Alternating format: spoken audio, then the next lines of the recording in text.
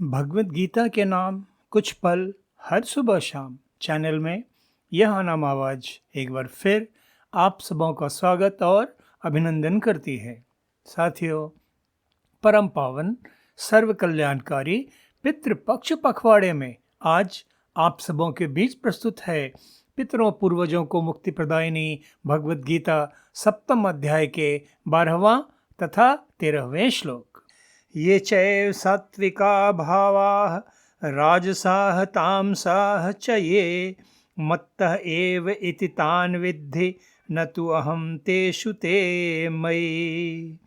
त्रिभिः गुणमयैः भावैः एभिः सर्वम् इदं जगत् मोहितं न अभिजानाति माम एभ्यः परम अव्ययम्। इन श्लोकों के सरल शाब्दिक अर्थ इस प्रकार हैं। और भी जो सतोगुण से उत्पन्न होने वाले भाव हैं और जो रजोगुण से तथा तमोगुण से उत्पन्न होने वाले भाव हैं, उन सब को तू मुझसे ही उत्पन्न होने वाले हैं ऐसा जान, किंतु वास्तव में उनमें मैं और वे मुझ में नहीं हैं। किंतु गुणों के कार्य रूप सात्विक, राजसिक तथा तामसिक इन तीनों प्रकार के भावों से यह सारा संसार, सारा प्राणी समुदाय मोहित हो रहा है।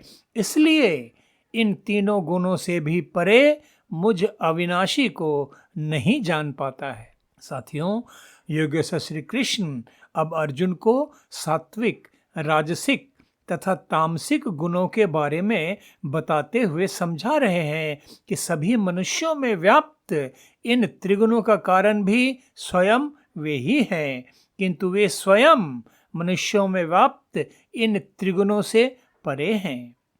सात्विक, राजसिक तथा तामसिक गुणों से तो हम सब भली भांति परिचित ही हैं। हम यह भी जानते हैं कि ये त्रिगुण तो सभी मनुष्यों में व्याप्त होते हैं, किंतु विभिन्न अनुपातों में। और इन तीनों गुणों में जो गुण सबसे अधिक प्रभावी, डोमिनेंट होता है, मनुष्य की प्रवृत्ति उसी के अनुरूप होती है।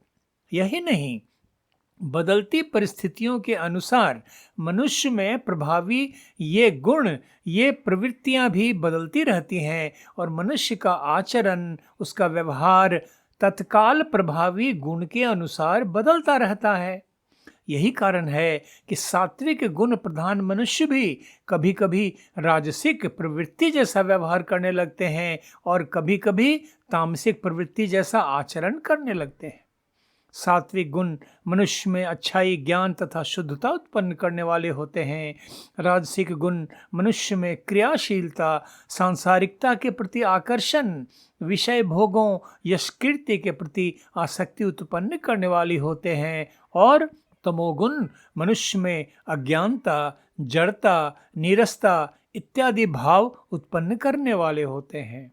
तो योगेश्वर श्री कृष्ण अपनी अलौकिक विभूतियों का वर्णन करते हुए अर्जुन को बतलाते हैं कि मनुष्यों के आचरण, उनके व्यवहार, उनकी गुणवत्ता इत्यादि निर्धारित करने वाले इन त्रिगुणों का मूल कारण स्वयं वे ही हैं।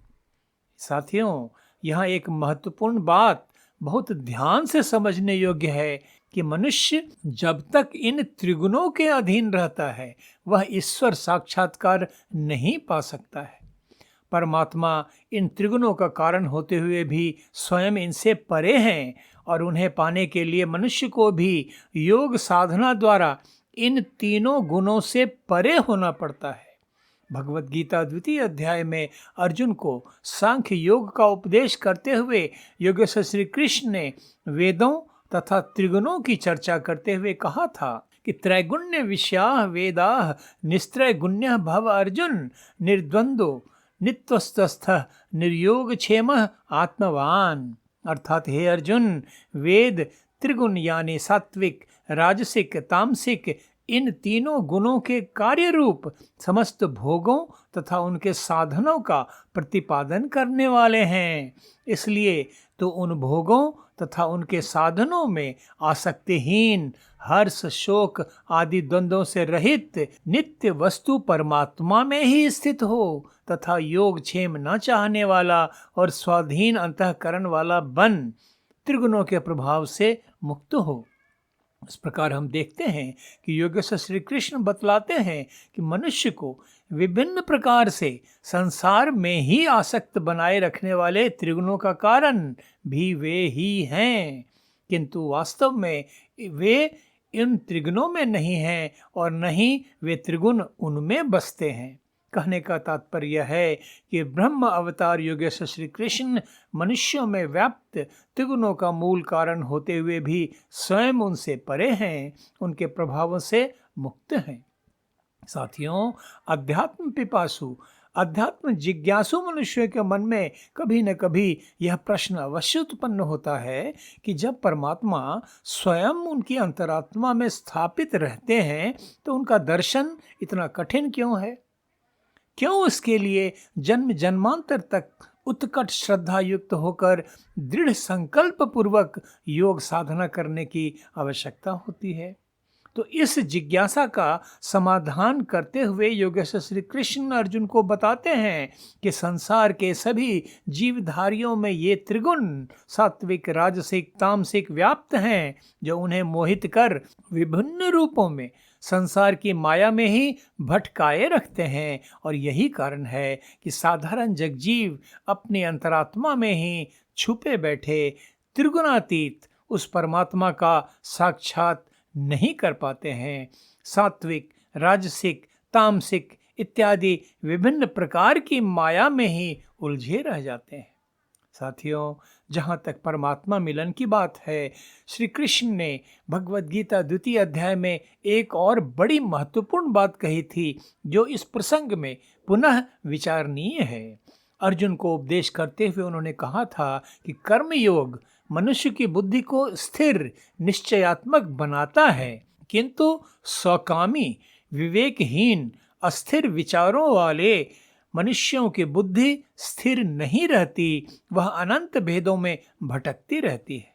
और इसके आगे उन्होंने कहा था कि याम इमाम पुष्पिताम वाचम प्रवदन्ति अविपश्चितः वेद वाद रतः पार्थ न अन्यत अस्ति इति वादिनः कामात्मानः स्वर्ग पराः जन्म कर्म फल प्रदाम क्रिया विशेष बहुलाम भोगेश्वर गतिं प्रति भोग ऐश्वर्य प्रसक्ता नाम तया अपहृत चेतसाम व्यवसायिका बुद्धि समाधौ न विधीयते। अर्थात वेद वाक्यों में ही प्रीति रखने वाले, भोगों में तन्मय, कर्मफल के प्रशंसक, जिनकी बुद्धि में स्वर्ग ही परम प्राप्य वस्तु है और जो स्वर्ग से बढ़कर दूसरी कोई वस्तु ही नहीं है, ऐसा मानने वाले हैं।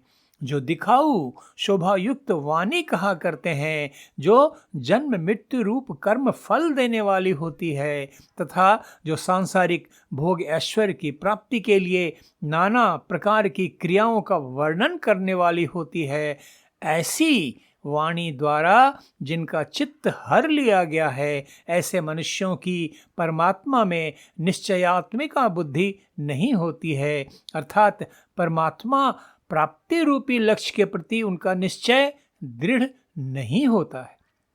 साथियों, हम जगजीवों को भी सावधान कर रहे हैं कि तामसिक राजसिक तथा सात्विक किसी भी गुण के प्रभाव में आकर सांसारिक आसक्ति में फंसे रहने वाले मनुष्य परमात्मा को कभी नहीं पा सकते हैं। और वेदों के प्रति भी सावधान करते हुए योगेश्वर श्री कृष्ण समझाते हैं कि उनमें भी सांसारिक उपलब्धियों से संबंधित क्रियाओं का ही ज्ञान है। उनसे प्रभावित होने से सात्विक सांसारिक सुख ही प्राप्त हो सकते हैं, जो बंधन का कारण होते हैं। इसलिए विवेकी योग साधकों को सात्विक राजसिक तामसिक त्रिगुणों के मोहपाश से पड़े होकर परमपिता परमेश्वर के मनन चिंतन ध्यान में संलग्न रहकर परमेश्वर साक्षात्कार तथा मोक्ष प्राप्ति रूपी लक्ष्य प्राप्ति के पुरुषार्थ में लगे रहकर मानव जीवन को सार्थक बनाना चाहिए। आज का एपिसोड अब यहीं समाप्त करते हैं। भगवद गीता के अगले श्लोकों के अर्थ तथा व्याख्या के साथ कल फिर आप सबों के बीच उपस्थित होऊंगा। तब तक आप सबों की सुख शांति समृद्धि तथा उत्तम स्वास्थ्य के लिए अशेष मंगल कामनाओं के साथ धन्यवाद। नमस्कार।